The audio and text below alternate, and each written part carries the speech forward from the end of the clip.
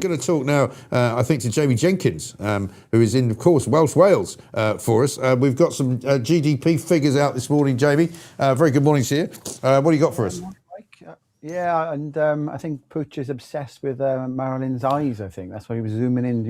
He's transfixed by them, I think. He's transfixed by a lot of things this morning. He's transfixed by Keir Starmer, the charmer, who apparently has now won him over with his new kind of image as being Mr. Nice Guy. And he's even started fancying Rachel Reeves. Rachel's an 8-pinter, says Swiss Tony. Well, hopefully, Mike, you pull a coup off, because I saw the story this morning, that Angela Rayner conveniently has been cleared by HMRC. Yeah. That's quite convenient. So yeah, that's funny, isn't it? And also, apparently, without any penalty whatsoever. Now, as I was saying earlier, I missed a VAT payment once because my accountant didn't remind me, and I was busy and I forgot. And it was a month late, and they fined me £1,000. Yeah, you haven't got a ginger growler, Mike, to get after them. Thanks very much indeed for that. I don't know what's going on this morning. I think everybody's taking the new tablets. Anyway, so GDP, pretty useless, isn't it? No, so the figures actually aren't as bad as they've normally been in recent months, Mike. And Reeves obviously come out. She's been silent, I think, non-existent. I saw her. She was looking quite upset yesterday in the Houses of Parliament. I think she could see that we know as soon as Starmer's gone, she's pretty much gone as well. So she's kind of counting down the days to the end of her political career as well, I would imagine, Mike. But so yeah, GDP's grown about 0.6% in the first quarter of the year, which is better than we've been seeing. She's come on now this morning saying we're on the right economic plan, but when you scratch beneath the surface of the figures, Mike, industry still kind of fragile, production's only marginally up. They talked, didn't they, about, I think, Angela Rayner when she was the housing minister or Secretary of State for Housing. They came in with this big promise of we're going to build, we're going to get new houses. But on the construction side of things, there's not a lot new builds going on. In fact, new construction's down, Mike. What we're seeing is repair and maintenance going up, and probably they'll be repairing and maintaining Downing Street when they change the Prime Minister soon as well. I imagine on that. But growth is leading in a bit, Mike. So yeah, better than expected. But this isn't some magic recovery where Reeves is talking. But this is the thing. I mean, it's tiny numbers, isn't it? It's less than 1%. So I mean, give or take the margin of error, it might not even be accurate. Well, they normally will revise them, Mike. But I think the key thing on the GDP figures, we've had the new numbers this morning, but I was putting Starmer's speech the other day where he was basically blaming Brexit for us all being worse off. Yeah. And only a good indicator of living standards, obviously, is GDP growth. So if the economy is growing, everybody's feeling better off from it. And he's blaming Brexit and blaming Farage and everything. Basically, the whole country's in a mess because of everything other than himself. And so I crunched some of the numbers this week, Mike. And if you go back to the Brexit vote, I think it was the second quarter of 2016. So that's when we literally voted to leave. It was a few years because of the carnage in Parliament to actually leave. But if we look at GDP figures for some of the key European countries, Mike, since then, so we've grown up until the end of last year. We'd grown about 12.1% since the Brexit vote. France marginally ahead at 12.5%, but Italy's behind us on 10.1%. And they always say Germany, isn't it? It's the powerhouse. It's the bastion of the European Union. That's only grown 6%. So he's absolutely gaslighting the public by blaming Brexit. And it's not just him. You'll get all the people on the left keep saying Brexit is to explain all our problems or Brexit. But, I come on the show with you. We talk about hard facts. GDP, we're in line with many of the European countries. We're behind many countries outside the European Union. So when Starmer keeps blaming bloody Brexit for everything, he needs to look in the mirror and blame himself.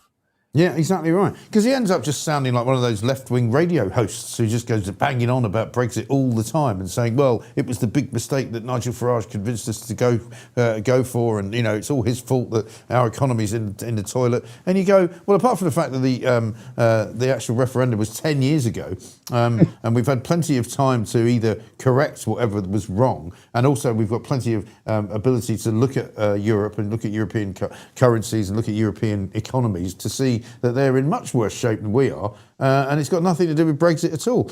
But what about the question that came up there from Peter, who sent a message in to say, is the higher cost of fuel having any effect on GDP?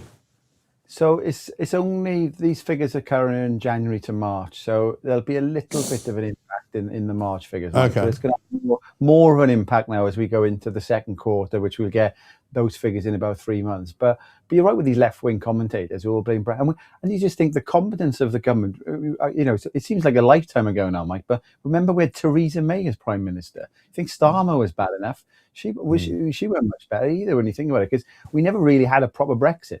And Boris Johnson didn't have a clue what he was doing. Sunak didn't have a clue what he was doing. So when you think of all the things that you could do when you've left the European Union, we spend so much time with this current government thinking about, how can we have closer ties to the European Union? We're not really going out there thinking, what has a sovereign nation on its own now been able to do? So if we had a proper Brexit, the figures would look probably better than what they are. And then going back to Reeves, Mike, where they're saying, the right economic plan. Well, and you touched about it on the show, I think, this week as well. Let's look at these gilt yields as well. So to the layperson, what is it? Why do we even care about the gilt yield? So what they are, Mike, is basically it's what the government has to pay in interest rates to borrow money. And the UK is worse than countries like Greece at the moment. We're higher. They've gone up and up and up and up. So the 10-year gilt has basically gone up the highest since the financial crisis in 2008. The 30-year gilt, which is a good indicator of confidence in the government, that's at the highest since 1998. Remember, funnily enough, Mike, 1998 and 2008 is when we had governments basically where we were in absolute carnage in terms of where we were, and the Labour administrations. And why this matters is they kept blaming Liz Truss for when we had that mini budget and the gilts went up, but they're higher now than they were under Liz Truss. Yeah, of course. So you can't blame Liz Truss for economic incompetence and government incompetence and not even mention that's why she's pretty quiet at the moment. Yeah, exactly right. Well, we're hoping to get her on the show in the next few days, so we'll get her take on that as well. Just quickly before I let you go, Plaid Cymru became the largest party in the Senedd last week, so they've started to run their government the way they want to run it. How's it going so far? Yeah, so Marilyn was talking about Alex Davis-Jones, and she said she'd never heard of her, but she's my local MP, Mike, I think. Oh, really? She covers the area, and so basically, I think one of the reasons she's resigning is because of the election results we had in Wales last week. So Labour only returned 9 members.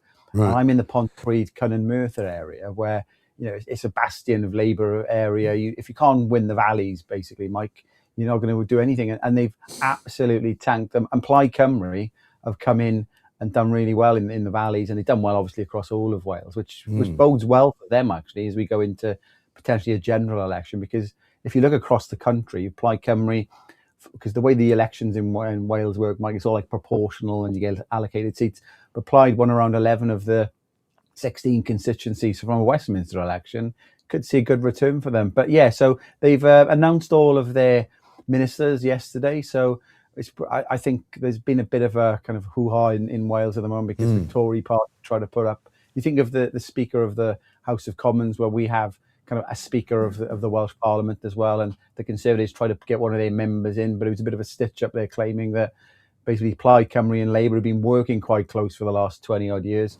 Well, we had the Deputy First Minister, because Eluned Morgan, obviously the First Minister, lost her seat. The Deputy First Minister, he's been re-elected, but now he's the Speaker of the Welsh Parliament. So they think it's a bit of a stitch-up because Plaid helped to get him in there. But it'll be interesting to see what goes on, Mike. If Plaid Cymru, I wrote about this on my Substack, and as well as the Starmer and the Reeves stories this week. So people want to get across the stats, jamie.co.uk. They can delve into what I'm talking about a little bit more. I'd appreciate the support there.